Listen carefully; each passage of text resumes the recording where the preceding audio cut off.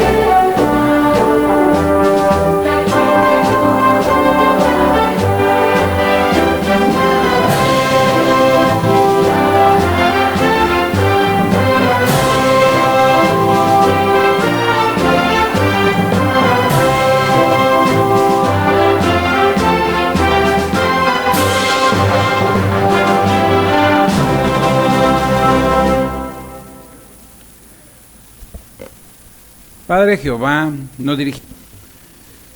Muy bien, pues no cabe duda, hermanos, de que tenemos un programa muy interesante. Vamos a aprender en nuestra reunión cómo se identifica al desaforado. Aunque suena en singular, vamos a ver a quién aplica. En perlas escondidas, también vamos nosotros a analizar la pregunta, se va a contestar a qué se refería Pablo al hablar de una expresión inspirada, una parte muy interesante también que se va a contestar. En la sección Seamos Mejores Maestros vamos a ver el video de la primera revisita y posteriormente vamos a tener 2 escenificaciones de la misma, de la primera revisita. En nuestra vida cristiana vamos a ver la parte, se ha vuelto rutinario su ministerio, para hacernos recapacitar a cada uno de nosotros, un video muy interesante, y vamos a concluir con el estudio bíblico de la congregación. Así que para empezar, hermanos, vamos a tener en la sección Tesoros de la Biblia, se identifica el desaforado, a cargo de nuestro hermano Abner Coronado.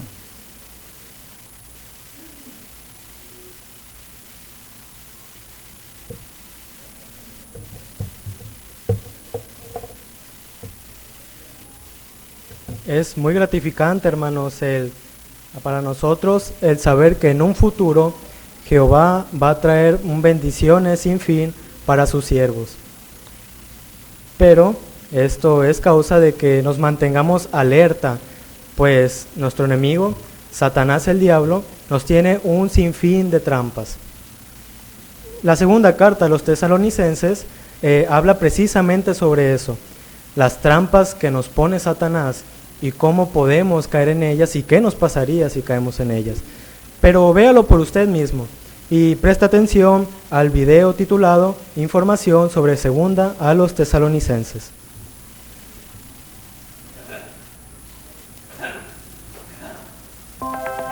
Información sobre Segunda a los Tesalonicenses. El apóstol Pablo escribió esta importante carta inspirada en Corinto, alrededor del año 51, poco después de escribir Primera a los Tesalonicenses. En su primera carta, Pablo animó a los hermanos a llevar una vida tranquila, a preocuparse de sus propios asuntos y a trabajar para cubrir sus necesidades. Esos consejos todavía eran necesarios. Al parecer, algunos seguían metiéndose en la vida de los demás y no querían trabajar para mantenerse. También es probable que la congregación recibiera cartas o mensajes que parecían ser de Pablo o de otros hermanos con responsabilidad y que decían que ya había llegado el día de Jehová. Segunda a los Tesalonicenses tiene 3 capítulos. En el capítulo 1, Pablo felicita a los hermanos por su fe y aguante. Les explica que los que están sufriendo dejarán de hacerlo cuando Cristo, el glorioso Rey del reino, venga a destruir a los enemigos de Dios. El capítulo 2 explica que antes de que venga el día de Jehová, tienen que ocurrir ciertos sucesos. Entre estos sucesos está el comienzo de una gran apostasía y la revelación del hombre que desafía la ley, un grupo de líderes religiosos apóstatas. Este hombre simbólico se ensalzaría a sí mismo sobre la congregación. ¿Lo sabía? Al parecer estaba circulando una carta atribuida falsamente al apóstol Pablo. Por eso él escribió: Yo, Pablo, escribo este saludo con mi propia mano, que es una señal en todas mis cartas. Así es como escribo. En el capítulo 3, Pablo aconseja que mantengan señalados a algunos miembros de la congregación y que no busquen la amistad de quienes son indisciplinados, quizás porque no quieren trabajar. A pesar de eso, la congregación no debe verlos como enemigos, debe aconsejarlos como a hermanos. El objetivo es que se arrepientan. Cuando lea Segunda a los Tesalonicenses, fíjese en que Satanás utiliza a hombres orgullosos y malvados para corromper las enseñanzas puras de Cristo, en que aunque debemos evitar la amistad de quienes actúan de forma indisciplinada, debemos aconsejarlos como a hermanos, y en que debemos aguantar las dificultades mientras esperamos con paciencia el reino de Dios.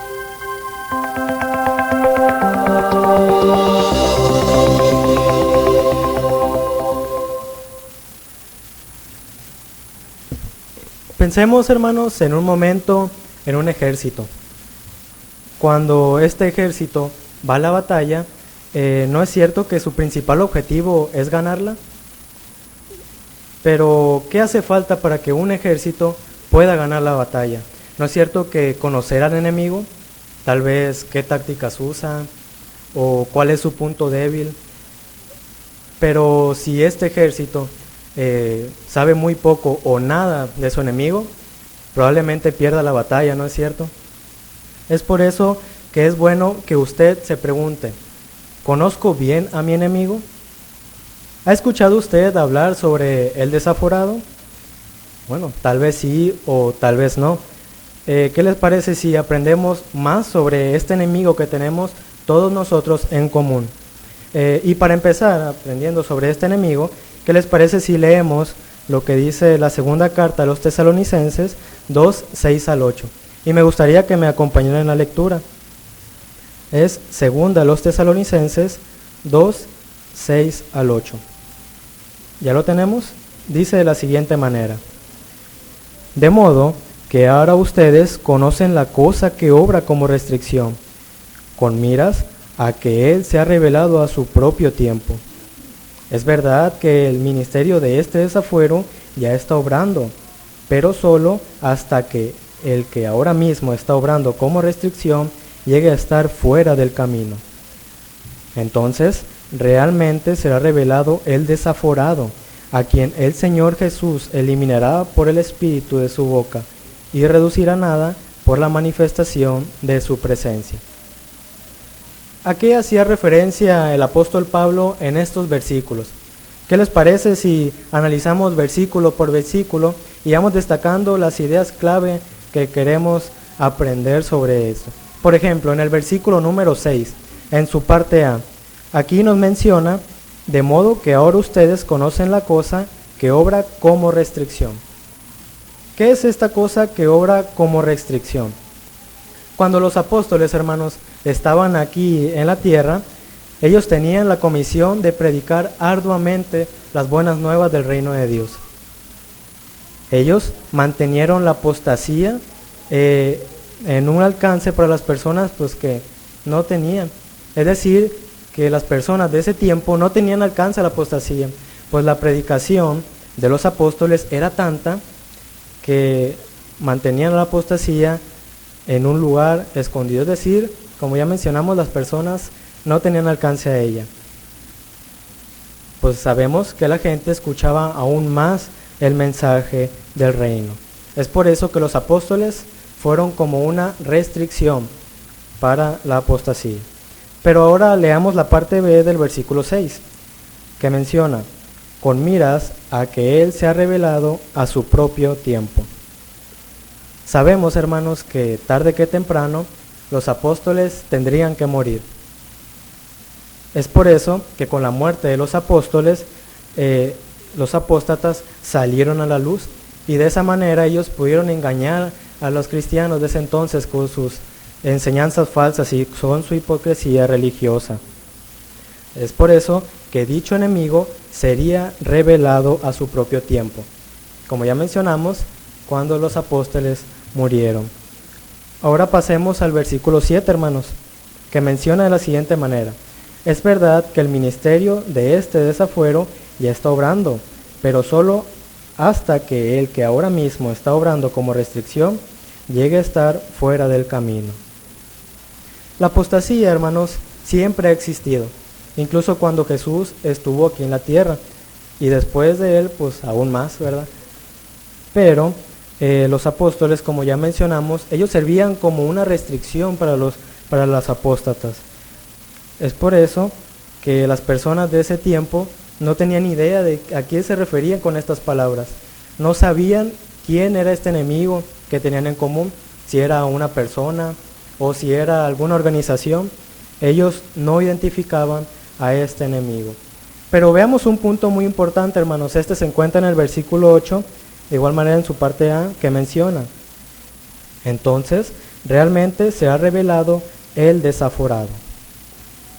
Como vemos, hermanos, en nuestros tiempos, nosotros sí sabemos quién es este enemigo, ¿no es cierto? El desaforado, que es el clero de la cristiandad. Como podemos ver aquí en la imagen, sabemos que no se trata solo de una persona, sino más bien la componen la gran cantidad de religiones falsas. Pero, ¿qué le pasará, hermanos, a este enemigo que tenemos en común? ¿Qué le sucederá en un futuro?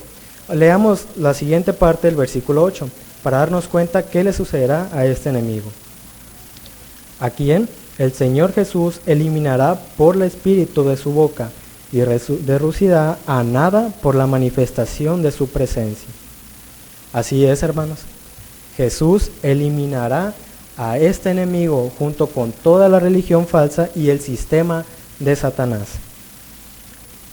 Pero surge una pregunta muy importante que nos hagamos. ¿Qué sucederá, hermanos, con las personas que se dejan engañar por este enemigo? ¿Qué nos imaginamos que les sucederá? ¿Qué les parece si lo leemos directamente de la Biblia en la segunda carta a los Tesalonicenses 2, 9 al 12? Y ahí encontramos la respuesta. Segunda a los Tesalonicenses 2, 9 al 12, que menciona: pero la presencia del desaforado es según la operación de Satanás con toda obra poderosa y señales y portentos presagiosos mentirosos, y con todo engaño injusto para los que están pereciendo como retribución, porque no aceptaron el amor de la verdad para que ellos fueran salvos.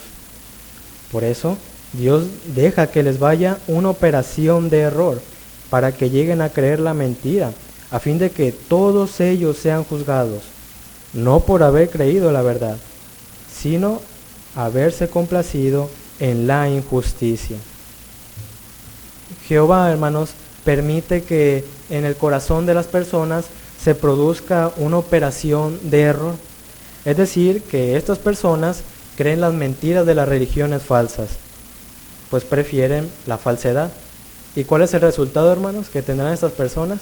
En el versículo 12 viene la respuesta, que menciona que todos ellos serán juzgados. Así es, hermanos. Entonces, con estos versículos que acabamos de leer anteriormente, es importante que nos hagamos la siguiente pregunta: ¿por qué deberían estos versículos motivarnos a predicar con entusiasmo y con sentido de urgencia? Es muy importante que nos hagamos esta pregunta porque recuerde que a este sistema le queda muy poco. Estamos en los últimos días, así que predicar con entusiasmo y mantenernos alerta es vital para mantenernos de pie y así poder ayudar a otras personas para creer en la verdad.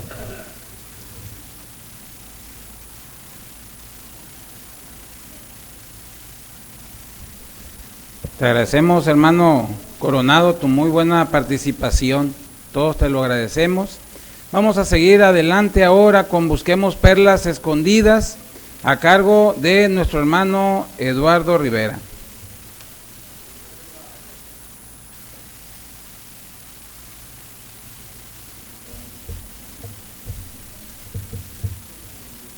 Muy bien, hermanos, para empezar con esta consideración, vamos a comenzar leyendo lo que dice 2 Tesalonicenses, capítulo 1, versículos 7 al 8, y me gustaría que alguien me ayudara a darle lectura. Hermano Daniel González.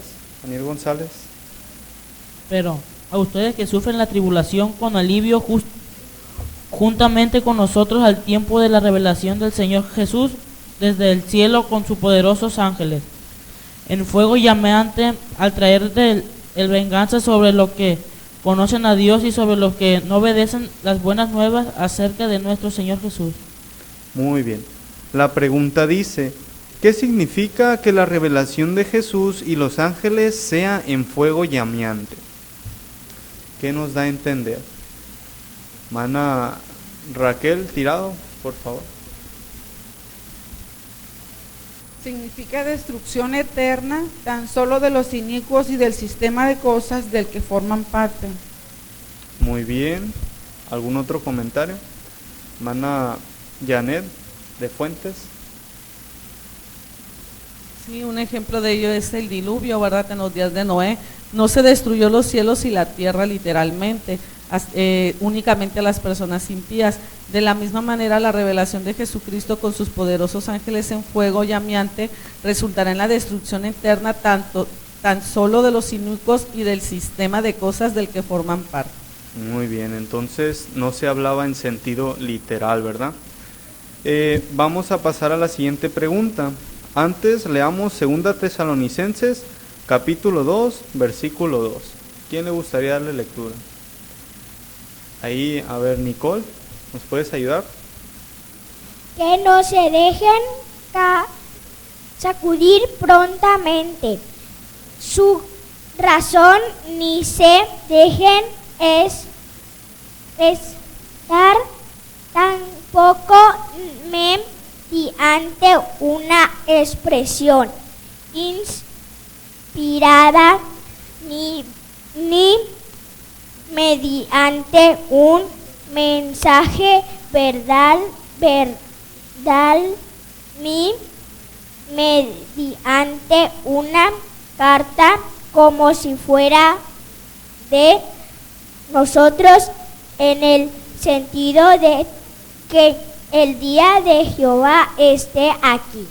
Muy bien, dice la pregunta, ¿a qué se refería Pablo al hablar de una expresión inspirada? ¿Qué estaba haciendo mención? Hermano Jesús Fuentes. Gracias, hermano.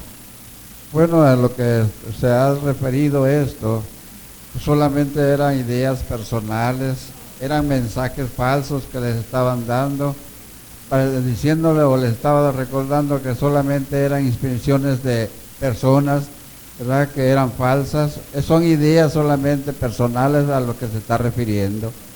Muy bien. ¿Algún comentario adicional? Hermana de Fuentes. Aquí el apóstol haciendo alusión a estas personas que con arrogancia ocupan una posición de un carisma profético, dice supuestamente recibido del Espíritu Santo, se dedicaban a divulgar sus ideas personales como si vinieran de parte de Dios. Muy bien. Entonces no deberíamos de confiarnos de cualquier cosa que leamos, ¿verdad? Que no esté basada en la Biblia. Pasemos a la siguiente pregunta. ¿Qué le ha enseñado sobre Jehová la lectura bíblica de esta semana? Hermana Laura López.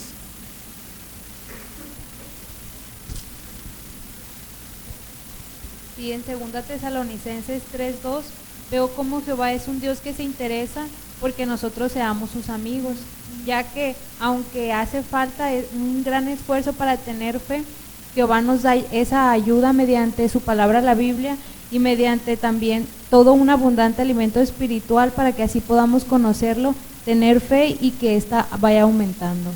Muy bien. ¿Algún otro comentario? Hermana Priscila Rivera. Sí, en 2 de Tesalonicenses 2:16, aquí aprendo que Jehová nos ama de verdad y nos consuela. Y este consuelo que Él nos da, nosotros lo podemos adquirir por medio de nuestro estudio de la Biblia, nuestras reuniones y nuestras oraciones. Y esto va a hacer que nosotros sigamos aguantando cualquier problema que estemos pasando, porque vamos a saber que Jehová va a estar para nosotros ahí. Muy bien. Hermana Elizabeth de Tirado. En 2 Tesalonicenses 3:3 aprendemos que Jehová es fiel para con sus siervos, es decir, que no se olvida de sus promesas ni compromisos para con sus siervos fieles. Y en tiempo de tentación y persecución podemos hallar fortaleza en las promesas de Él. Muy bien. Hermano José Araiza, por favor. Nuestro Dios Jehová es un Dios justo, y de acuerdo con lo que dice 2 Tesalonicenses 1:6-9, solo los impíos, los inicuos, los malvados van a ser destruidos. Los juicios de Jehová se ejecutan de forma selectiva, no van inocentes ahí en esa guerra de Dios. Muy bien, la justicia de Jehová. Dice la siguiente pregunta: ¿qué otras perlas espirituales ha encontrado en la lectura bíblica de esta semana? Ana Rubí López.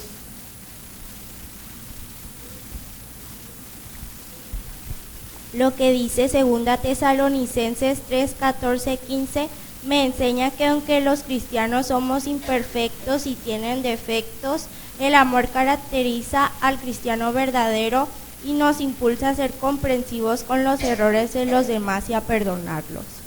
Muy bien. Hermana de Castelo, por favor.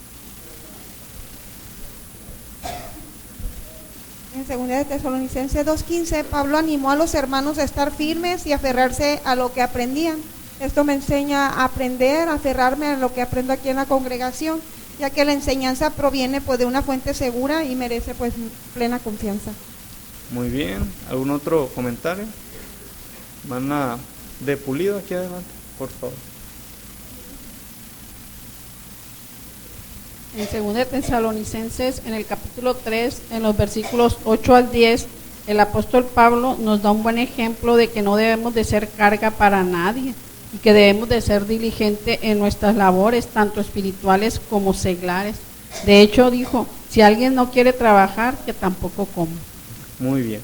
Pues les agradecemos a todos por sus buenos comentarios y los seguimos a prepararse de igual manera.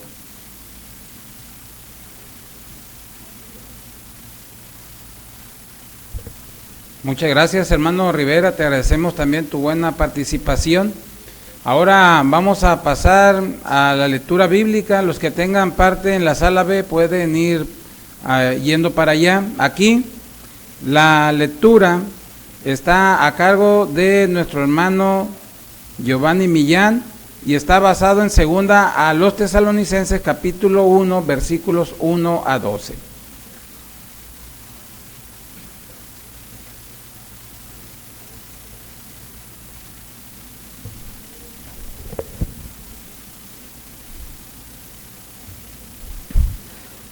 Pablo y Silvano y Timoteo, a la congregación de los tesalonicenses en unión con Dios nuestro Padre y el Señor Jesucristo.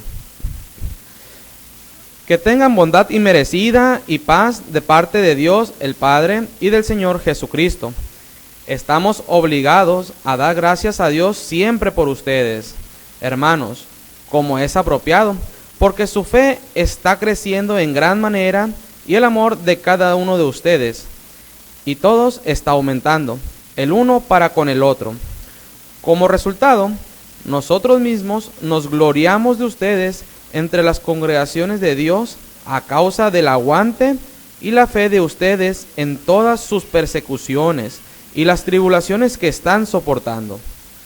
Esto es prueba del justo juicio de Dios, que conduce a que se les considere dignos del reino de Dios, por el cual verdaderamente están sufriendo. Esto toma en cuenta que es justo, por parte de Dios, pagar con tribulación a los que les causan tribulación. Pero a ustedes que sufren la tribulación, con alivio juntamente con nosotros al tiempo de la revelación del Señor Jesús, desde el cielo con sus poderosos ángeles en fuego llameante, al traer Él venganza sobre los que no conocen a Dios y sobre los que no obedecen las buenas nuevas acerca de nuestro Señor Jesús. Estos mismos sufrirán el castigo judicial de destrucción eterna de delante del Señor y de la gloria de su fuerza, al tiempo en que Él viene para ser glorificado con relación a sus santos y para ser considerado en aquel día con admiración con relación a todos los que han ejercido fe, porque el testimonio que dimos fue recibido con fe entre ustedes. Con ese mismo fin, en verdad, siempre oramos por ustedes, que nuestro Dios los considere dignos de su llamamiento y ejecute completamente todo lo que le agrade de la bondad y de la obra de la fe con poder, para que el nombre de nuestro Señor Jesús sea glorificado en ustedes, y ustedes en unión con Él, de acuerdo con la bondad inmerecida de nuestro Dios y del Señor Jesucristo.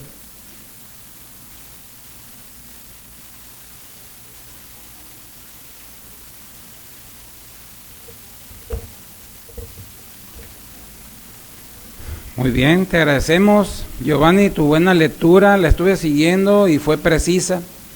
El aspecto que estaba asignado para esta parte era la lección número 10, que es modular la voz. Este aspecto de la oratoria tiene dos objetivos, Giovanni.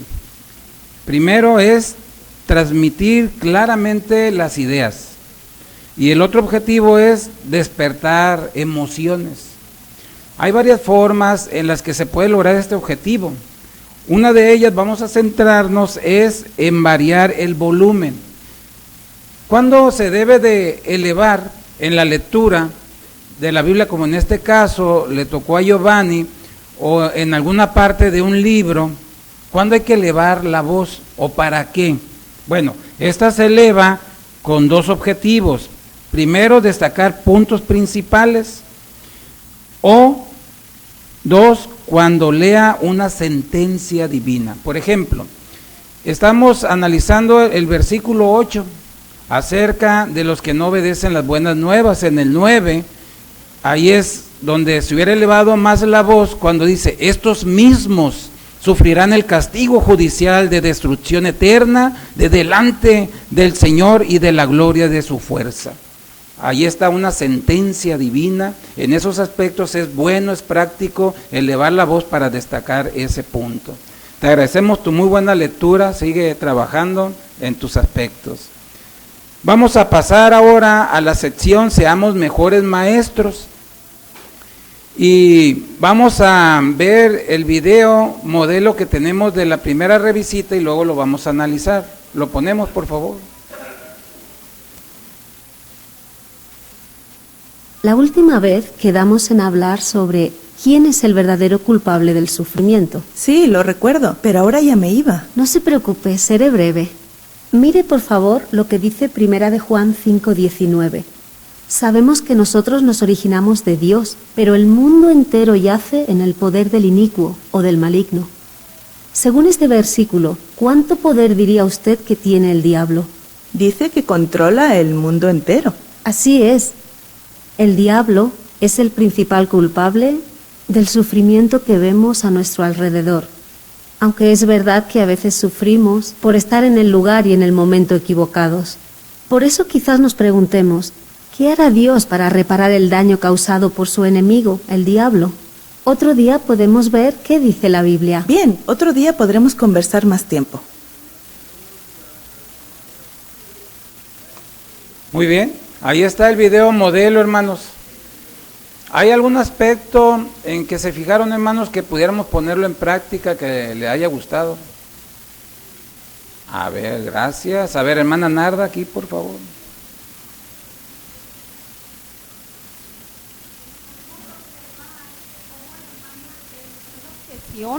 En este caso la persona le dijo que ya se iba, ¿verdad? No podía atenderla, pero la hermana le dijo que sería breve. Y al final vemos que cumplió con lo que dijo, porque la presentación duró 1 minuto. Y de la misma manera también habrá ocasiones en que las personas nos digan, ¿verdad?, que tienen prisa o que están ocupadas, pero podemos por lo menos dejarles un texto bíblico para que mediten durante el día. Ahí está, ¿verdad? Qué buena forma. Hermana Elia, por favor, de Cavazos. Sí, a mí me gustó mucho cómo ella fue directa, ¿verdad? Ya que vio que ella tenía prisa y traía su bolso, ella le citó luego el texto y se lo explicó. Y luego, pues ella se fijó que lo que le contestó y fue muy rapidito y cumplió con lo que había dicho. Muy bien, gracias. Hay que ser entonces breves, ¿verdad, hermanos? Se venció la objeción, no tengo tiempo, pero tampoco se fue así, bueno, luego vuelvo, no. Hizo el esfuerzo, se cumplió el objetivo, ¿verdad, hermanos? Vamos a ver ahora esta misma primera revisita ejemplificada por 3 minutos, basada en ideas para conversar. Vamos a dejar para ello a nuestras hermanas Elizabeth de Tirado y la hermana Antonia de Rocha.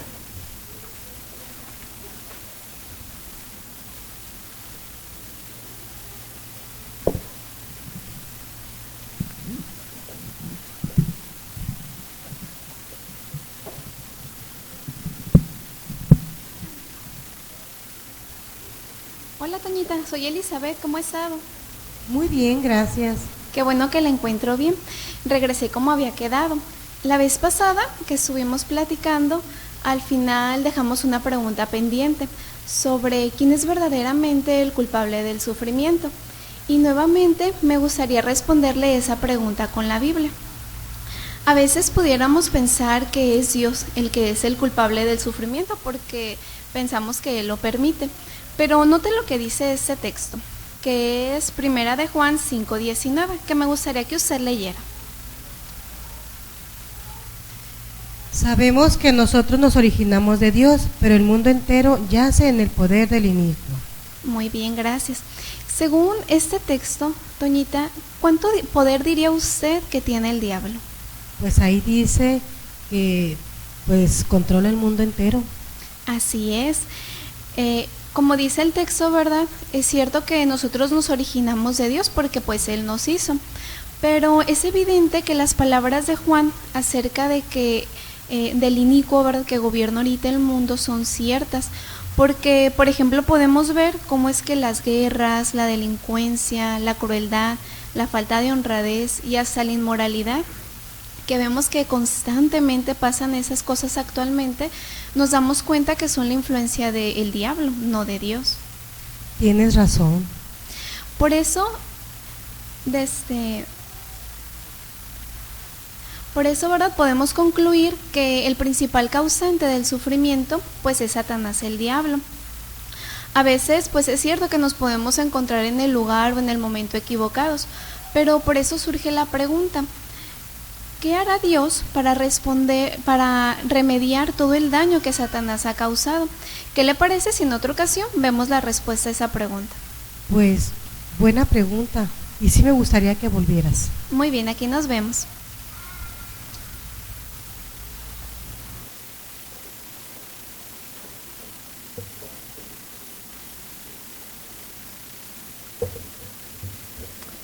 Muchas gracias, hermana de Rocha, por haberse prestado como ayudante.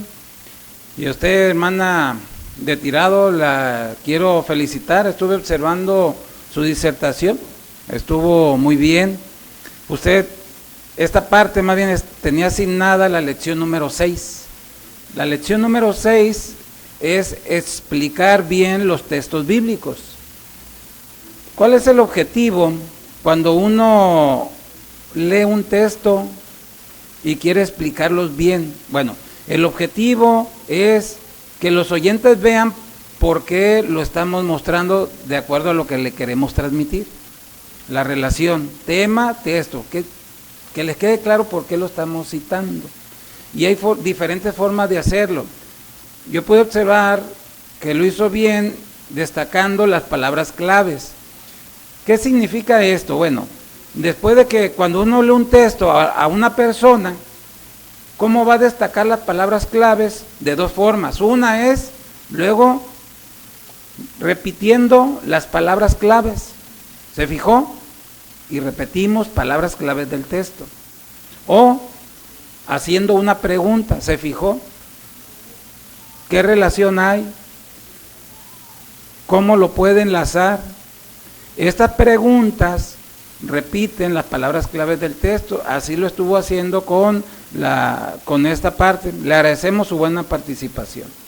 Vamos a pasar ahora, hermanos, a nuevamente primera revisita, pero ahora, aunque está basado en ideas para conversar, se va a ofrecer el libro que nos enseña la Biblia. Vamos a dejar para ello a nuestros hermanos José Araiza y Santiago López.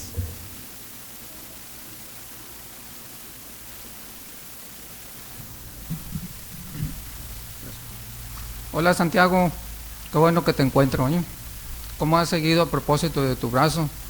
Ya me encuentro bien, Araiza. Ya no te molesta mucho. Qué bueno. Muy bien. Así que la vez pasada dejamos pendiente una pregunta. La pregunta es que ¿quién es el causante del sufrimiento que hay en todo el mundo? ¿Recuerdas? Esa pregunta la dejamos pendiente para responderla en esta ocasión. Así que voy a mostrarte un texto de la Biblia para dar respuesta precisamente a esta pregunta. Es Primera de Juan, capítulo 5:19. Si gustas leerlo, por favor.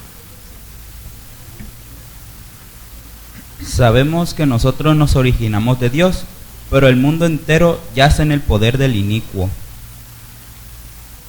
Muy bien, Santiago, muchas gracias por la lectura. Según lo que leíste aquí, en este versículo, ¿cuánto poder tiene el maligno, el inicuo, que es Satanás? Pues dice que tiene el poder que controla a todo el mundo. Eso es. Así que vemos en nuestro mundo alejado de Dios cómo Él lo controla. Y el egoísmo, la maldad y la crueldad son cosas que a través de la historia la humanidad ha sufrido, ¿sí? Y Él es el causante de estas cosas. También podemos sufrir por estar en un lugar en el momento no oportuno. Por ejemplo, una torre se desplomó y mató a 18 personas. ¿Diríamos que Dios quiso que eso sucediera? No. ¿Verdad que no? No. Dios es un Dios justo, un Dios amoroso. Ese edificio se desplomó, una razón: mala construcción, o con el paso del tiempo las cosas se deterioran, ¿verdad? Así que Satanás es el causante del sufrimiento humano, ¿sí?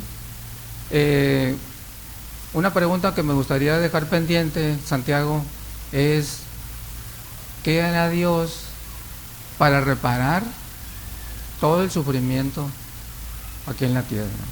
¿Qué hará Dios? ¿Qué te parece esta pregunta? Pues me parece muy interesante. Esta pregunta te la voy a contestar en la siguiente visita, de aquí a unos 3 días. Pero antes de retirarme, me gustaría presentarte esta publicación. ¿Sí? Esta publicación habla precisamente de este tema, pero aquí va a ampliar un poco más el punto de por qué existe el sufrimiento y aquí enseguidita el otro subtema, por qué ha permitido Dios el sufrimiento hasta ahora. ¿Verdad que es interesante la información? Sí, está muy interesante. Bueno, en la próxima visita vamos a considerar parte de este libro. ¿Qué te parece? Ah, ok, aquí lo espero. Muy bien. Bueno.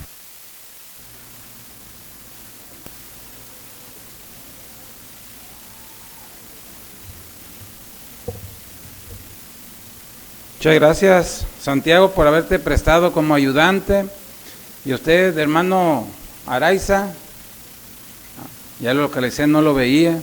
Estuvo muy bien su demostración. La lección asignada para esta parte era la número 12, mostrar amabilidad y empatía. Bueno, ¿cuál es el objetivo de esta lección? Bueno, hablar con sinceridad y mostrar que se preocupa por sus oyentes. Hay varias maneras de poner en práctica este aspecto de la oratoria. Nosotros en esta ocasión nos vamos a centrar en lo que usted hizo. Usted mostró interés. ¿Cómo lo mostró?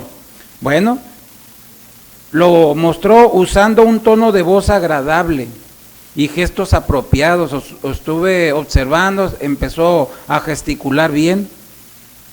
También es importante pensar en lo que transmitimos con sus expresiones faciales. También es muy importante, y es importante cuando demos el mensaje, hablemos con las personas, sonreír con frecuencia.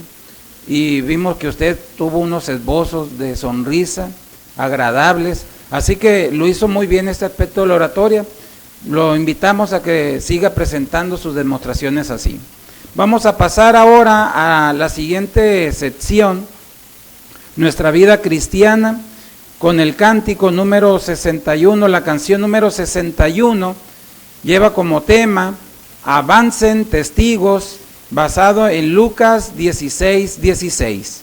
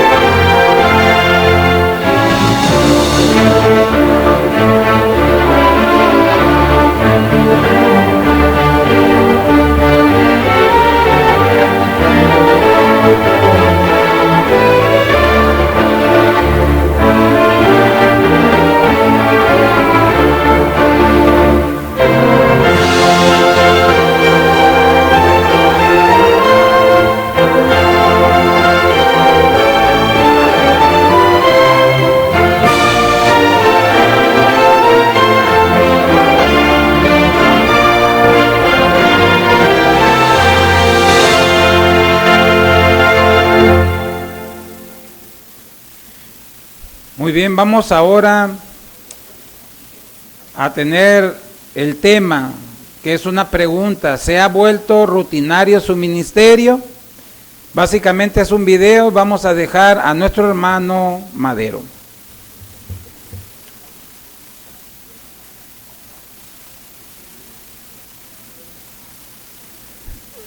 ¿Por qué es tan peligroso permitir que nuestro ministerio se vuelva monótono? Vamos a tratar de ver y escuchar muy bien el video. Mientras tanto, vamos a hacer anotaciones de algunos factores, por favor, para que entendamos bien este video. Antes de escuchar las experiencias de nuestros hermanos, me gustaría hablarles brevemente del tema central del programa: cómo darle nueva vida a nuestro ministerio. Hermanos y hermanas, todos ustedes se siguen esforzando en la predicación y han logrado muchísimo. Cada año se dedican 2,000 millones de horas al ministerio. Se dan millones de cursos bíblicos y se bautizan cientos de miles de personas. Si usted es un proclamador del reino, ha contribuido a esas impresionantes cifras. Aún así, todos nos enfrentamos a un peligro, con tantos asuntos que atender, no solo el ministerio, sino el trabajo, la familia y, algunas veces, los problemas de salud. Podríamos perder el sentido del logro. Tal vez ni siquiera nos demos cuenta porque la tecnología nos hace creer que estamos logrando muchas cosas. Pero ¿en qué se nos va realmente el día? Veamos este video de 1 minuto. Fíjense en lo que se ha convertido la vida de este joven y traten de identificar el problema.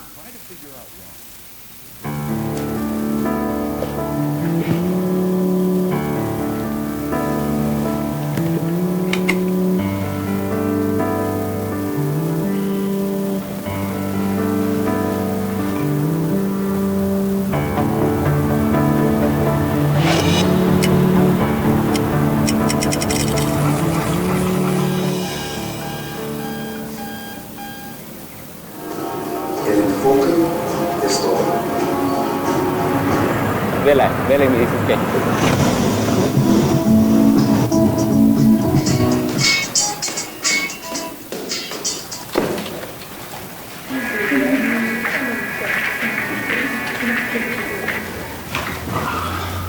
Son muy caras, ¿verdad? Que cuando cuestan esas bicicletas. Pues hace media hora. Poner ese balón en media cancha y yo le tiro.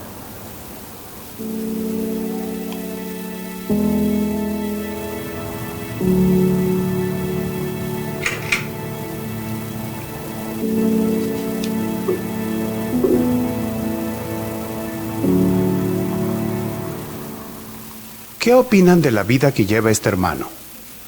Siempre está ocupado y tiene muchísimas cosas que hacer, pero la tecnología y el entretenimiento han secuestrado su atención. ¿Alguna vez se ha puesto a ver su teléfono mientras alguien le está hablando o preguntando algo? Como usted no estaba prestando ninguna atención a lo que le decían, no supo qué responder. Esa situación pudiera ser muy bochornosa, ¿no es cierto? Pensemos ahora que es Jehová quien quiere hablarnos. Aunque no estemos haciendo nada malo, podríamos estar tan inmersos en la rutina diaria que no prestemos atención a las animadoras palabras de nuestro Padre. Esto podría sucederle a cualquiera. Hasta podríamos estar cumpliendo con las actividades espirituales de manera monótona.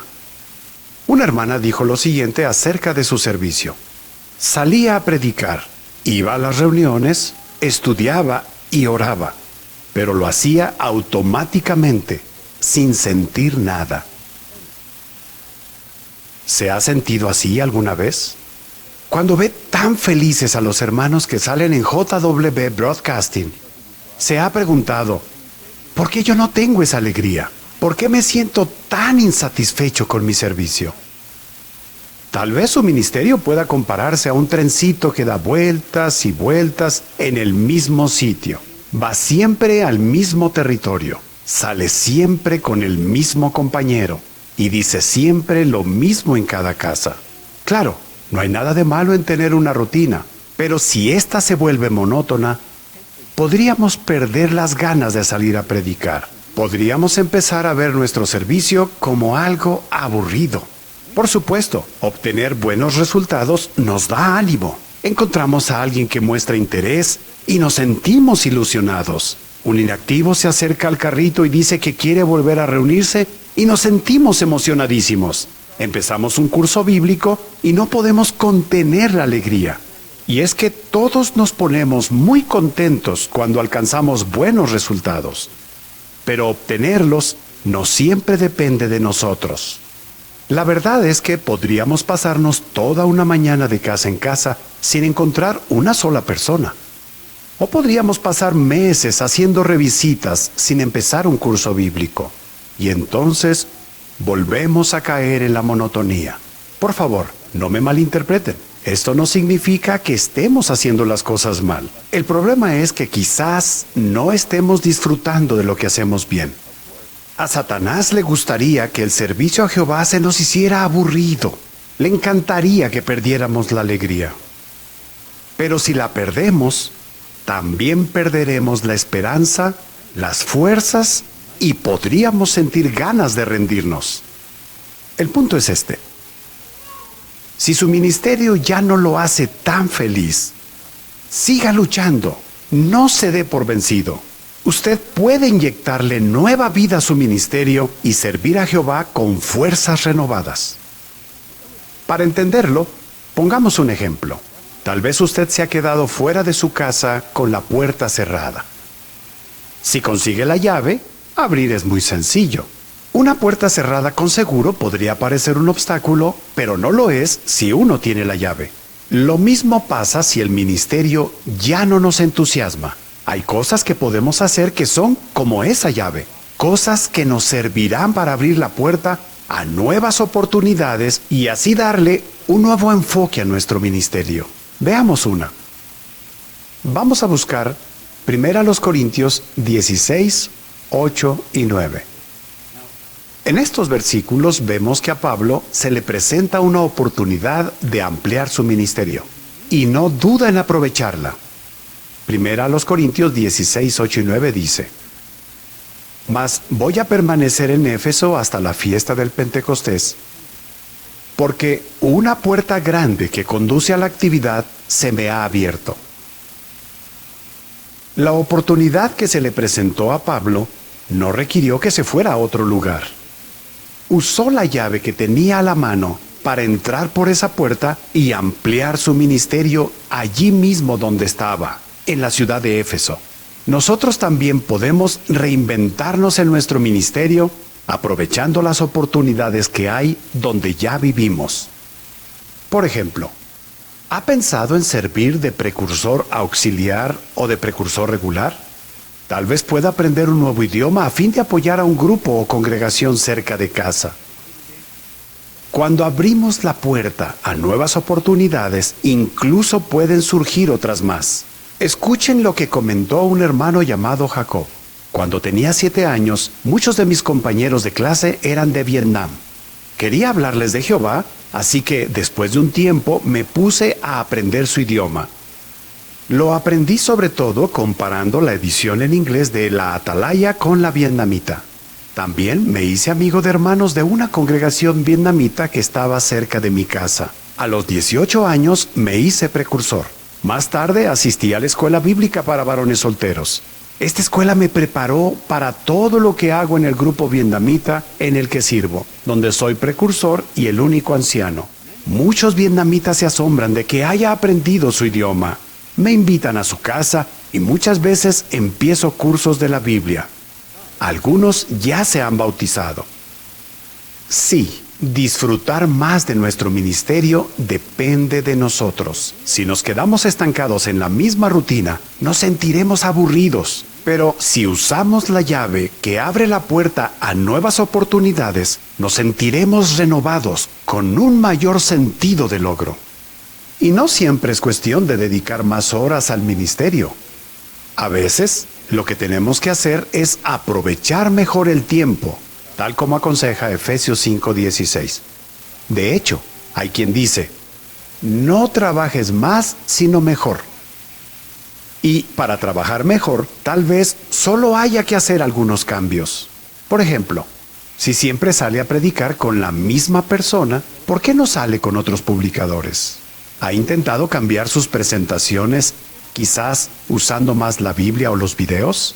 ¿Puede participar en otros aspectos del ministerio, como la predicación con los carritos o la predicación telefónica? ¿Podría salir a predicar en un horario diferente cuando más personas están en casa? Hay algo más que podemos hacer para darle vida a nuestro ministerio. Acompáñenme a leer Hechos 16, 9 y 10. Aquí veremos que Pablo usa otra llave para abrir una puerta más. Hechos 16, 9 y 10 dice: Y durante la noche le apareció a Pablo una visión. Cierto varón macedonio estaba de pie y le suplicaba y decía: pasa a Macedonia y ayúdanos. Ahora bien, luego que hubo visto la visión, procuramos salir para Macedonia, pues llegamos a la conclusión de que Dios nos había mandado llamar para declararles las buenas nuevas. Pablo no se distrajo pensando en razones por las que quizás no le convenía ir a Macedonia. No, él tomó acción inmediata. Usó la llave, abrió la puerta y así revitalizó su ministerio. Hay quienes piensan que no pueden ser precursores o mudarse a donde haya mayor necesidad porque ya no son tan jóvenes. Pero no siempre tiene que ser así. Por poner un caso, los que son padres pueden abrir la puerta a nuevas oportunidades y de paso darles un magnífico ejemplo a sus hijos. Así lo hizo una madre de nombre Tara. Ella dice: comencé el servicio de precursor cuando mi hija menor estaba en la primaria. Quería motivar a mis hijas a hacer todo lo que pudieran por Jehová, pero tenía que enseñarles con el ejemplo. Anthony, el esposo de Tara, pudo ver el buen efecto que tuvo en sus hijas el esfuerzo de su esposa. Con el tiempo, él también se hizo precursor. Escuchen sus palabras. Cuando Tara se hizo precursora, enseguida nuestras dos hijas mayores siguieron su ejemplo. Y cuando yo me hice precursor, las dos más pequeñas también se unieron a nosotros. Me hubiera gustado empezar el precursorado antes, pues ha tenido un impacto muy positivo en la espiritualidad de toda mi familia. Esto me hace pensar en el buen ejemplo que me dieron mis padres. Mi madre se bautizó en Canadá en 1940 con 16 años de edad. Se acababa de prohibir la obra de los testigos de Jehová en el país. Para colmo, su padre había muerto y su madre no quería saber nada de los testigos. Aunque la gente era muy pobre en aquella época, los hermanos la animaron a ponerse metas espirituales. Por eso, se hizo precursora regular en 1942, aunque nuestra obra seguía prohibida. En 1947, la invitaron a servir de precursora especial en la provincia de Quebec. En aquel entonces, los precursores especiales tenían que dedicar 200 horas cada mes al ministerio. Con muy poco dinero en los bolsillos y sin el apoyo de su familia, mi madre aceptó la asignación. Esta foto es de cuando ella y su compañera tomaron el tren rumbo a Quebec. Cada vez que la veo, pienso en la valentía que ella demostró al aceptar esa asignación tan difícil y también en cuánta confianza en Jehová debió haber tenido. Su ejemplo siempre me ha inspirado muchísimo. Mi padre tiene el mismo empuje. En el verano de 1976, cuando yo tenía 11 años, se anunció que habría una nueva faceta de servicio, el precursorado auxiliar. Para ser precursor auxiliar, había que predicar 60 horas en un mes. Como el mes de octubre de ese año tenía 5 fines de semana, mi padre animó a la congregación entera a probar el precursorado auxiliar. Y muchos hermanos, incluido yo, lo intentamos. Fue una experiencia muy bonita y nunca la olvidaré. Padres, no hay duda de que su buen ejemplo ayudará a sus hijos a dedicar su propia vida a Jehová y disfrutar de su servicio. Entonces, hermanos, ¿qué vamos a hacer si nuestro ministerio se ha vuelto monótono? No nos rindamos. Hay varias maneras de darle nueva vida y con la ayuda de Jehová lo lograremos.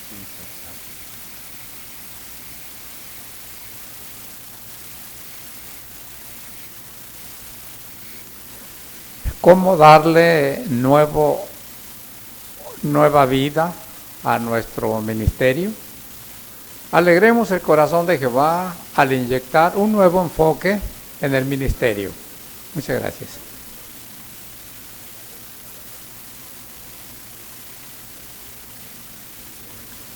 Le agradecemos, hermano Madero, poco pero sustancioso sus palabras y el video pues muy educativo. Vamos a pasar ahora al estudio bíblico de la congregación a cargo de nuestro hermano Fausto Tirado Ballín y su lector Gerardo Rivera.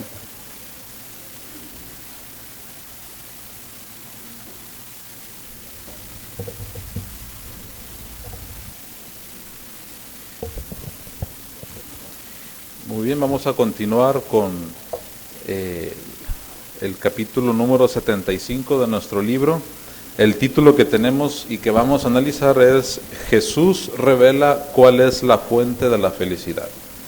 Estamos viendo esas experiencias y palabras que dijo Jesús en su vida. Y vamos a enfocarnos precisamente a los principios bíblicos que nos enseña, en este caso, lo que leemos en Lucas 11, 14 al 36.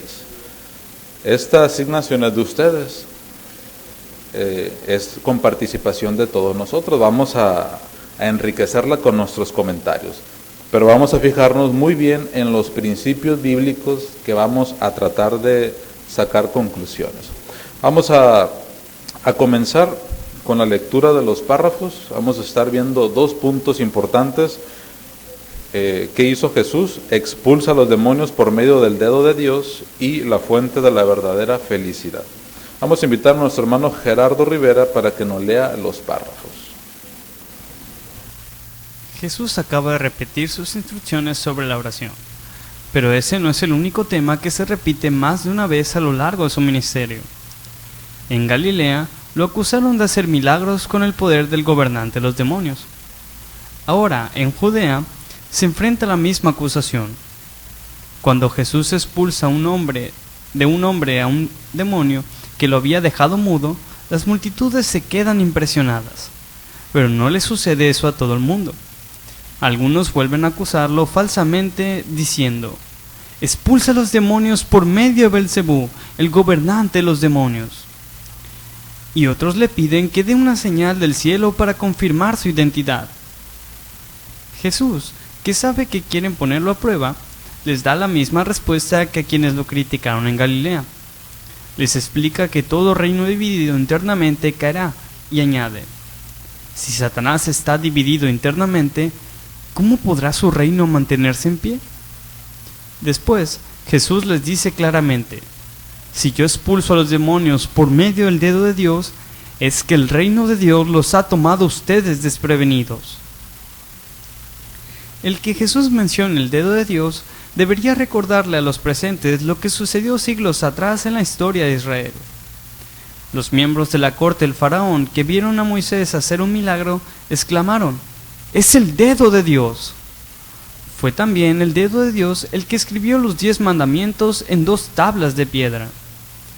Y es el dedo de Dios, su Espíritu Santo, fuerza activa, el que ahora le permite a Jesús expulsar demonios y curar enfermos.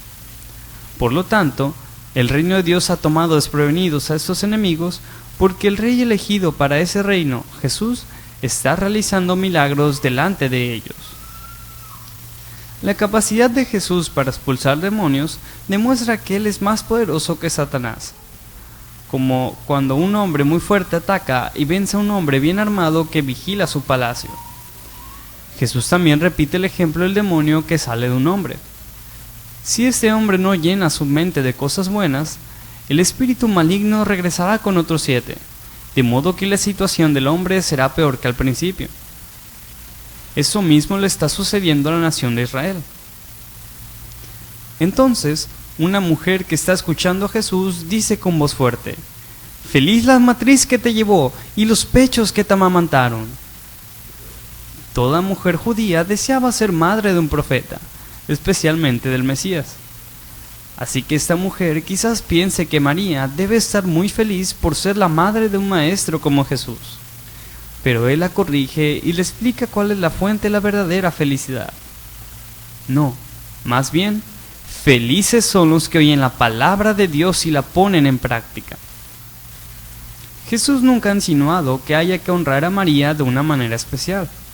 Más bien, la verdadera felicidad de cualquier hombre o mujer proviene de servir a Jehová fielmente, no de ningún lazo familiar ni logro personal. Luego, tal como hizo en Galilea, Jesús reprende a la gente por pedir una señal del cielo. Dice que no recibirán ninguna excepto la de Jonás. Este profeta sirvió como señal porque estuvo 3 días en el interior de un pez y porque predicó con valor, gracias a lo cual los ninivitas se arrepintieron. Jesús añade: «Pero fíjense, aquí tienen a alguien que es más que Jonás». Jesús también es más que Salomón, a quien la reina de Seba fue a visitar para escuchar sus palabras de sabiduría. Jesús continúa: «Nadie, después de encender una lámpara, la pone en un escondite o la tapa con una canasta, sino que la pone en el candelero». Quizás quiere decir que enseñar y hacer milagros delante de estas personas es como esconder la luz de una lámpara. Como no tienen la visión bien enfocada, no entienden con qué propósito hace estas obras poderosas. Él acaba de expulsar a un demonio y de hacer que un mudo hable. Eso debería motivar a la gente a alabar a Dios y a contarles a los demás lo que Jehová está haciendo. Por lo tanto, Jesús da estas palabras de advertencia a todo el que lo critica. Ten cuidado de que la luz que hay en ti no sea oscuridad. Por eso, si todo tu cuerpo brilla, si ninguna parte está a oscuras, todo estará brillante, tal como cuando una lámpara te ilumina con su luz. Gerardo, por su buena lectura. Te agradecemos, hermano. Vamos a hacer el análisis de este capítulo. Ya vimos que Jesucristo se encuentra en la región de Judea, pero ¿a qué situación se enfrenta Jesucristo? Hermana de Lizárraga, por favor. Cuando estaba en Galilea, lo acusaron de hacer milagros con el poder del gobernante de los demonios, y ahora que está en Judea se enfrenta a la misma acusación. Muy bien, ¿verdad? ¿Qué milagro había hecho Jesucristo? Dina, por favor.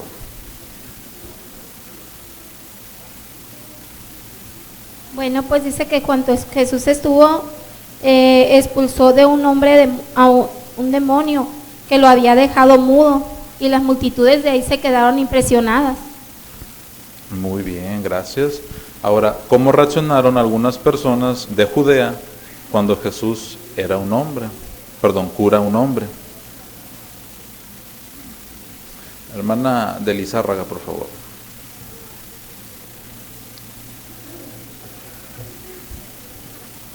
Sí, aquí el párrafo menciona que algunos vuelven a acusarlo falsamente, diciendo que expulsa a los demonios por medio de Belcebú, el gobernante de los demonios. Muy bien, ¿verdad? Así es. ¿Qué otras reacciones vemos? Hermana Arvizu, por favor. Sí, además otros le piden que dé una señal del cielo para confirmar su identidad. Así es. Fíjese, especialmente en este último grupo, ¿en qué situación espiritual creen que se encontraban? Fíjese la situación. Jesucristo había hecho un milagro y aún así ellos dudaban de su identidad. ¿En qué situación espiritual se encontraban? Hermana Fuentes, por favor. estaban ante una ceguera espiritual, no querían aceptar lo evidente. Así es. Y era una prueba muy evidente lo que pasaba aquí. Pero bueno, para que Jesucristo hiciera recapacitar a ellos y darle una respuesta muy buena, ¿cuál fue la que dijo? ¿Cómo explicó él que no hacía las cosas por el poder de Satanás? Hermano Lizárraga, por favor. Gracias, hermano. Sí, les explicó que todo reino dividido internamente caerá y añade. Si Satanás está dividido internamente, ¿cómo podría su reino mantenerse en pie? Esa fue la manera que le explica Jesucristo. Muy bien. ¿Entendemos este razonamiento, hermanos? ¿Cómo lo entendemos? Hermano Madero, por favor. Pues es muy claro cómo era posible que Jesús expulsara demonios si él mismo fuera parte de ellos, como lo acusaron. Entonces no tenía sentido. Por eso Jesús explicó de una manera muy sencilla, ¿verdad? Que efectivamente si un reino está dividido, ese reino no prevalece. Entonces Jesús no pudo haber sido de la misma gente de Satanás, porque estaba expulsando demonios, sus enemigos, y estaba aligerando la carga y sanando enfermos a quienes los demonios estaban causando daño. Entonces lo que hizo Jesús es precisamente aligerar la carga y sanar a la gente de los propios demonios. No podía entonces Jesús ser parte de los demonios. Es correcto, ¿verdad? Esa fue la lógica que Jesucristo les transmitió. Pero ahora Él les explica por medio de qué lo hace. Menciona Él que por el medio del dedo de Dios. ¿Por qué Jesucristo se refirió al dedo de Dios? Para explicar su poder con el cual curaba. Hermano Jiménez, por favor. No es la primera vez que se usó esa expresión. Siglos antes, los miembros de la corte de Faraón, cuando vieron los milagros que realizó Moisés, exclamaron con asombro o en reconocimiento que era el dedo de Dios. Ya desde entonces se usó esa expresión. Así es. Por lo tanto, ¿qué es el dedo de Dios? A ver, Emiliano, por favor.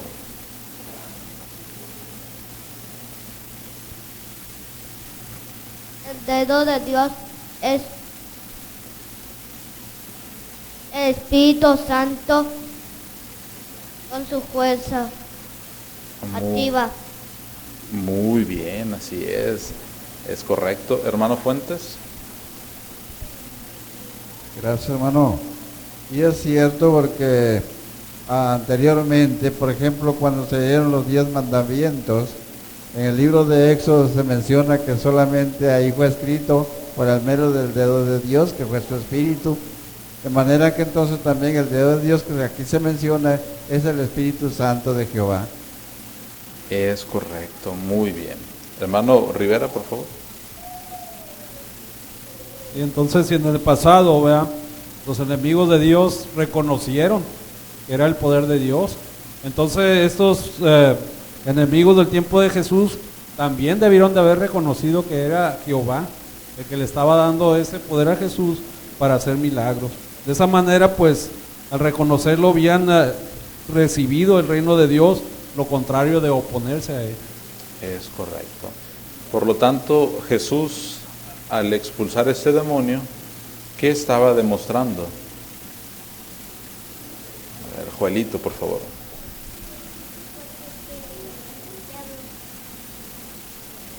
Jesús es más fuerte que el diablo. Es correcto. Vamos a concentrarnos en un principio bíblico que aprendemos en esta lectura. Vamos a leer Lucas capítulo 11, versículos 24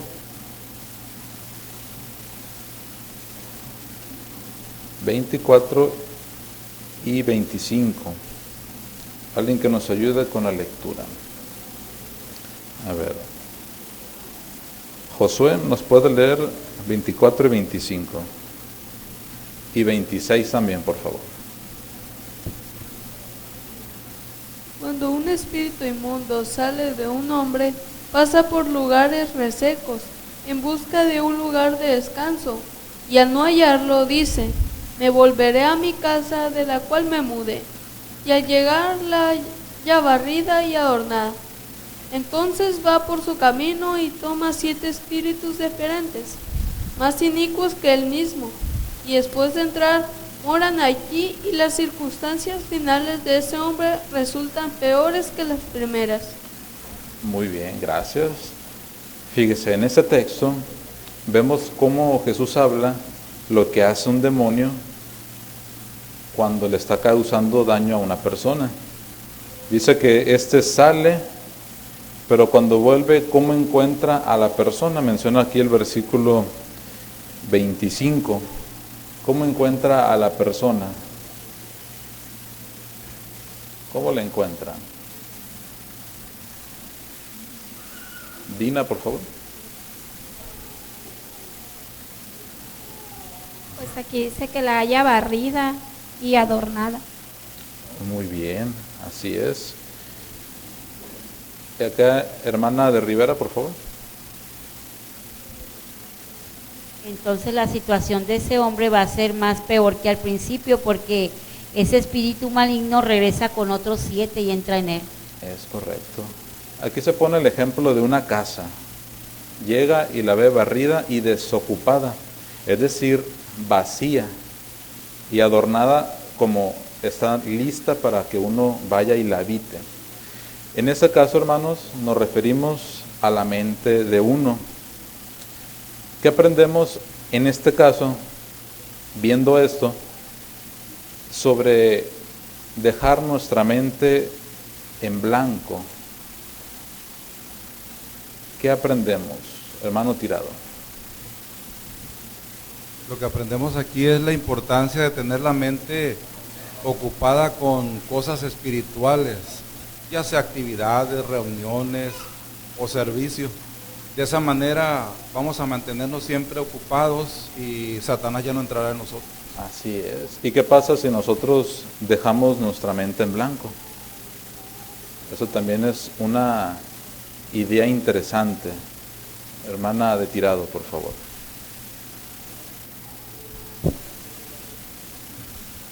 Pues si dejamos nuestra mente en blanco, vamos a dar cabida para que los malos pensamientos o incluso hasta demonios puedan entrar. Y es lo que Jesús nos quiso tratar de enseñar. Ahora, hermanos, habrá prácticas para entenderlo mejor. Habrá prácticas que hagan que nosotros tengamos la mente en blanco.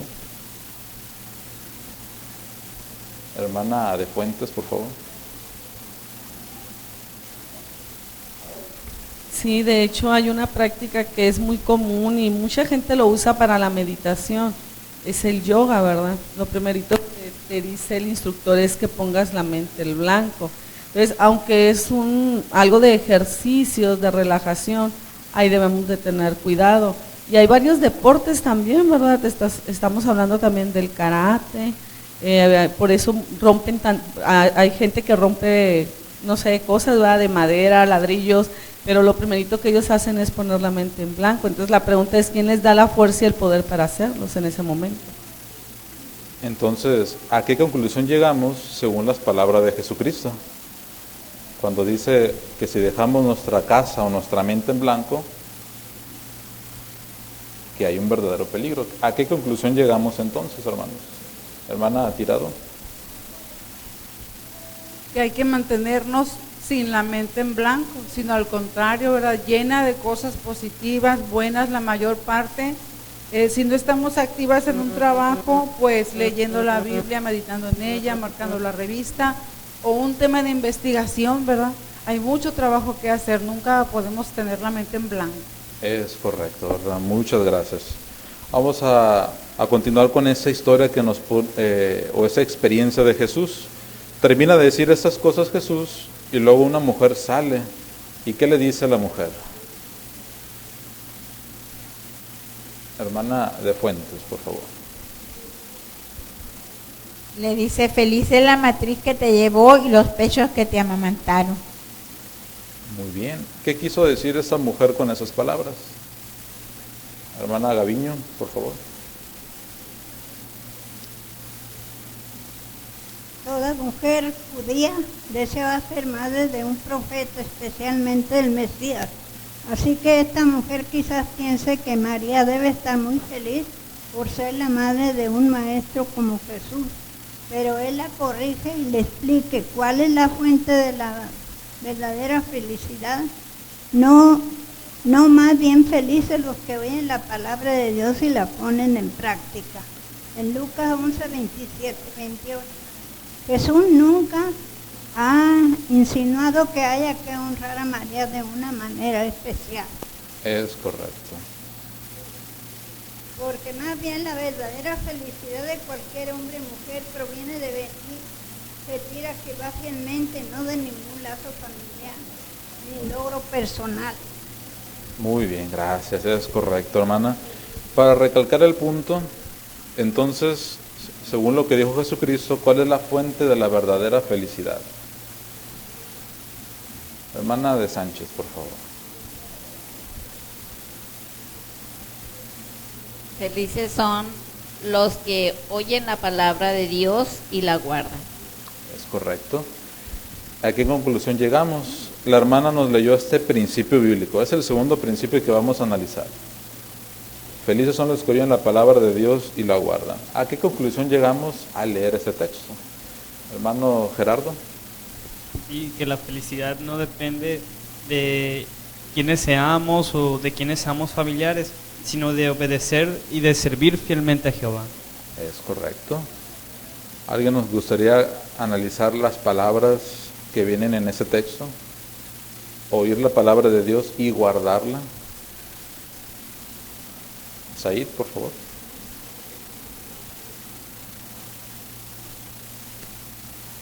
Una vez teniéndola, como dice que guardarla hay que tener en el corazón. Es correcto. ¿Qué significa guardar la palabra de Dios?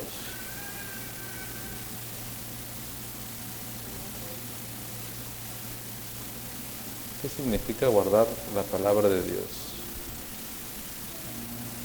Hermano Castelo, por favor.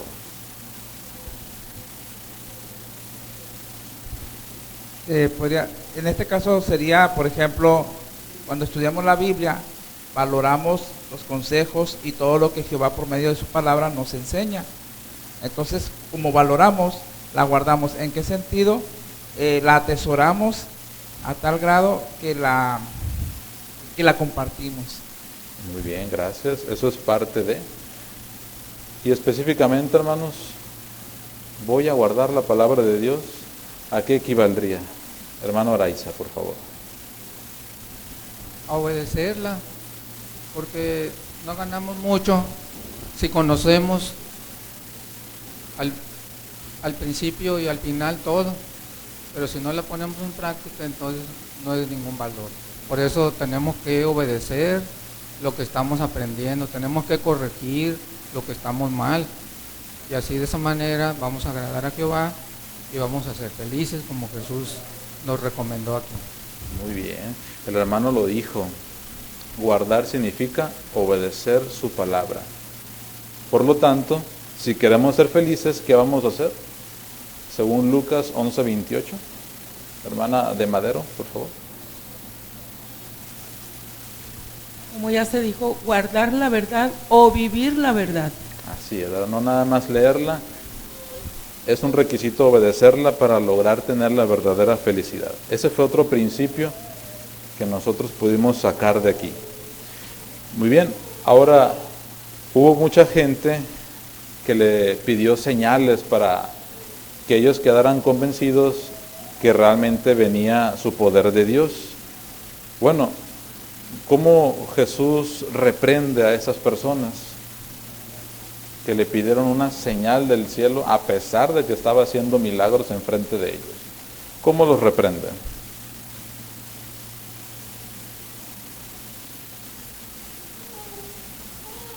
Hermano Osuna, por favor.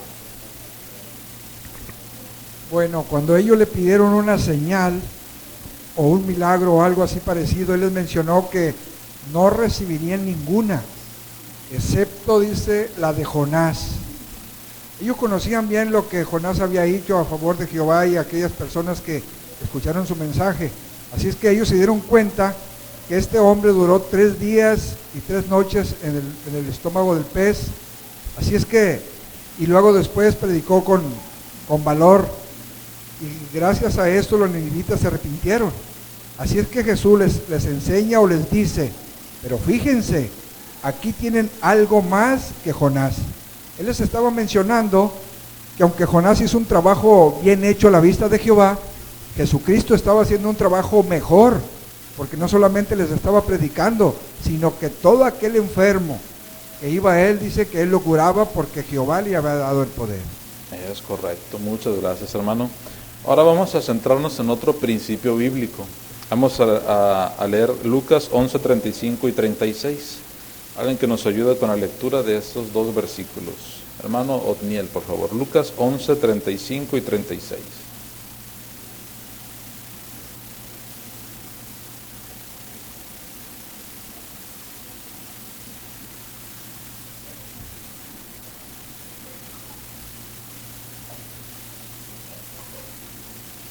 Está alerta, por lo tanto, tal vez la luz que hay en ti sea oscuridad.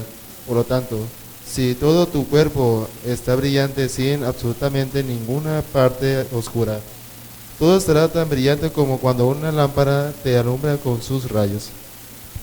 Muy bien. ¿Qué significan esas palabras, hermano? Ten cuidado que la luz que hay en ti no sea oscuridad. Jesucristo era una fuente de luz espiritual, pero los que lo escuchaban lo podían ver. ¿Se podían beneficiar de esa luz? Hermano Lizárraga, por favor. Gracias. No se beneficiaban, estaban ciegos, estaban en una oscuridad. Ellos no contemplaban que Jesucristo era una luz, era una lámpara al descubierto. Ellos no lo veían así. Correcto, muy bien. Hermano Rivera. Entonces hay que recordar que el sistema judío afirmaba adorar a Jehová. Estaba realmente despierto en sentido espiritual. Si hubiera estado despierto en sentido espiritual, habían reconocido a Jesucristo. No le habían pedido señales porque habrían reconocido que las obras eran de Jehová. Muy bien. Pongámonos a comparar la situación, hermanos. Ellos tenían enfrente pruebas vivas de que Jesucristo provenía de Dios, con sus milagros, sus curaciones, expulsó demonios, y aún así ellos no fueron entusiastas como para andar compartiéndolo con los demás, ni alabando a Dios por dichos milagros, sino que se pusieron a dudar de que Jesús lo hiciera por el medio de Dios. ¿En qué situación estaríamos si nosotros, viendo tantas pruebas de que Jehová dirige a su organización hoy en día, no mostráramos un interés por el ministerio? ¿Qué estaríamos demostrando? Viendo una comparación con las personas que escuchaban a Jesús en este capítulo. Hermana Leslie, por favor.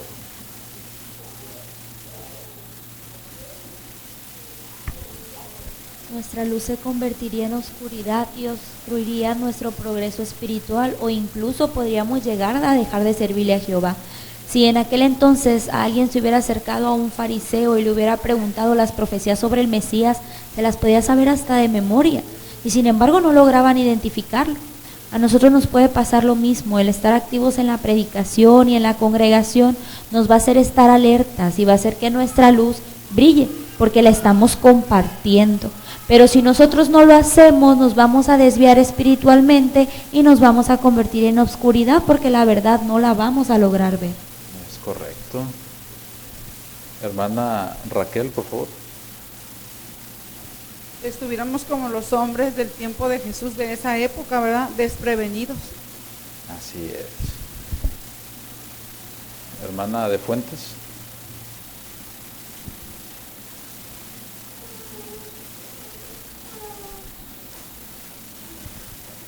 Sí, es como si tuviéramos una una lámpara apagada en una cueva oscura, ¿verdad?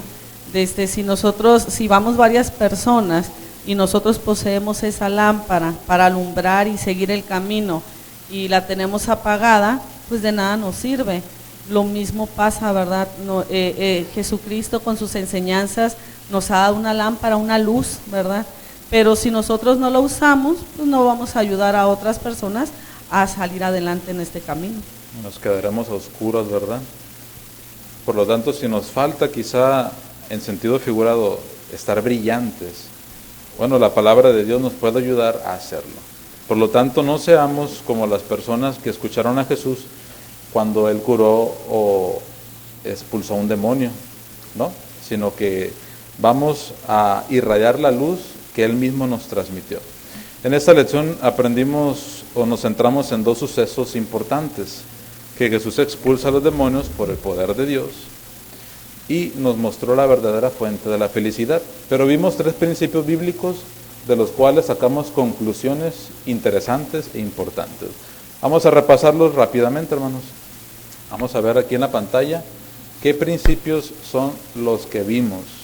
Lucas 11, 24 al 26. ¿Qué lecciones aprendimos, hermanos? De Lucas 11, 24 al 26. Said, por favor.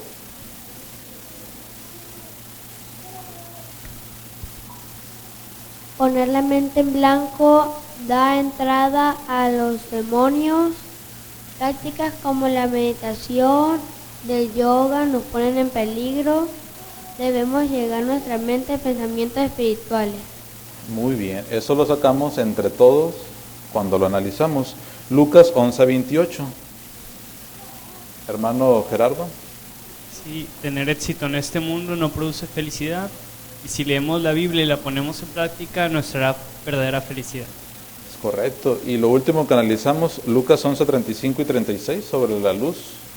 Hermana Priscila, por favor.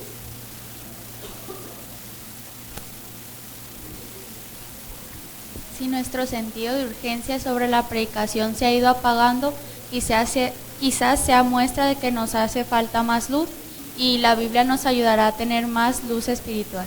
Muy bien, ¿verdad? Todas estas conclusiones las sacamos mediante principios bíblicos. Así que estas ideas son interesantes, importantes, y podemos llevárnoslas a nuestro hogar y ponerlo en práctica, ¿verdad? Agradecemos sus comentarios. Vamos a continuar con la reunión.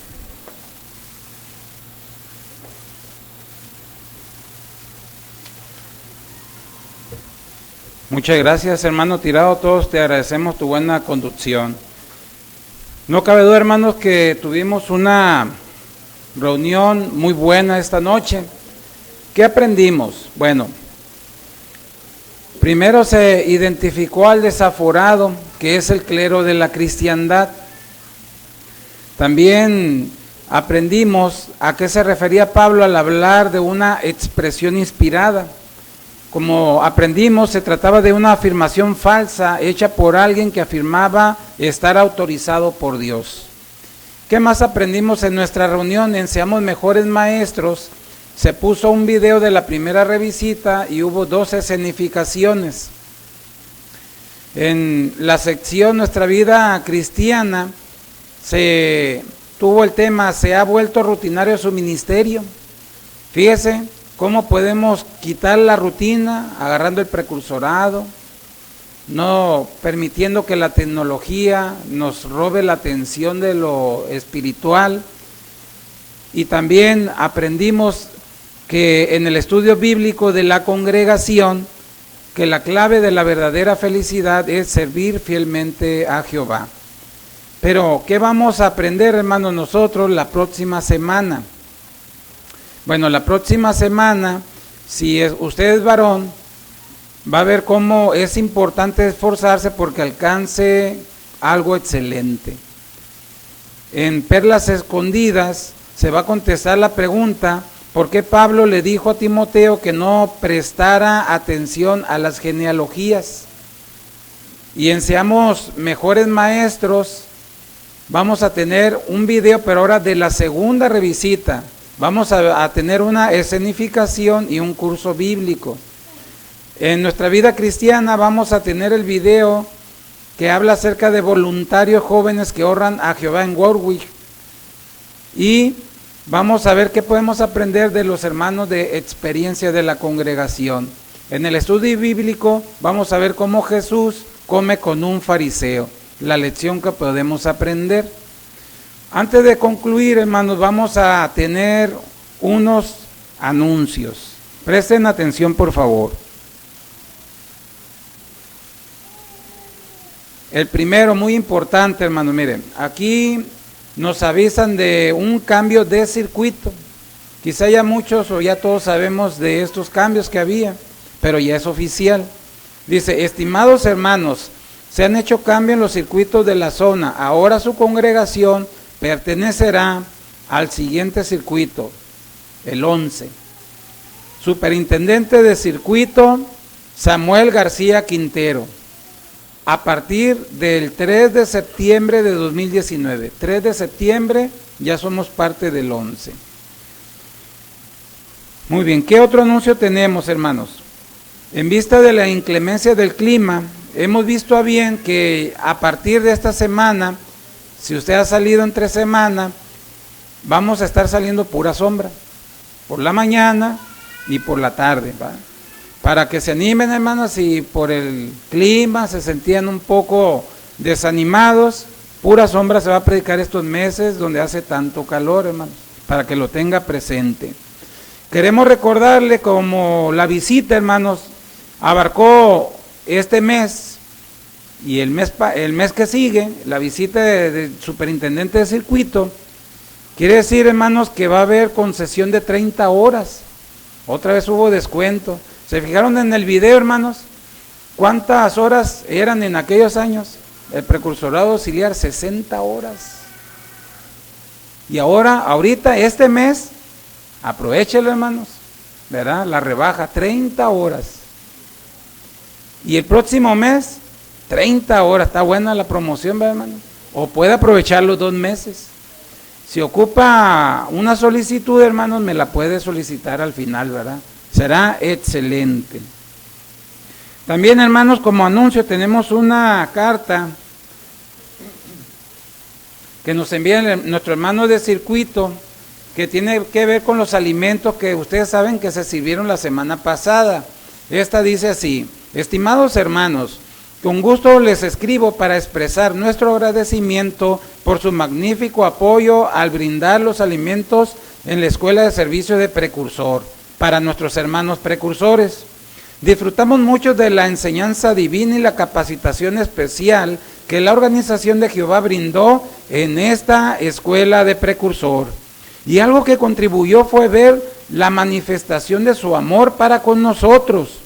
Lo que ustedes como congregación hicieron por nosotros es algo que apreciamos y que nos confirma el amor que identifica al pueblo de Dios, ya que no dudaron en expresar su amor para con nosotros al compartir lo que Jehová les da. Disfrutamos mucho no solo de los ricos alimentos, sino también de su agradable compañía. Tenga la seguridad de que Jehová tomará en cuenta su buena disposición para ayudar y de antemano agradecemos su valiosa contribución. Que Jehová les colme de bendiciones y les proporcione las peticiones de sus corazones. Estén seguros de nuestro amor cristiano y mejores deseos. Afectuosamente su hermano José Luis Hernández. Eso es, hermanos, para toda la congregación porque se contribuyó monetariamente y a todos los que participaron con la mano de obra también los felicitamos y le agradecemos. Tuvimos una asistencia de 90 hermanos. La oración final está a cargo de nuestro hermano Rafael Gómez. Nosotros vamos a concluir con el cántico número 111, que lleva como tema los motivos de nuestro gozo, la canción 111 basada en Mateo 5:12.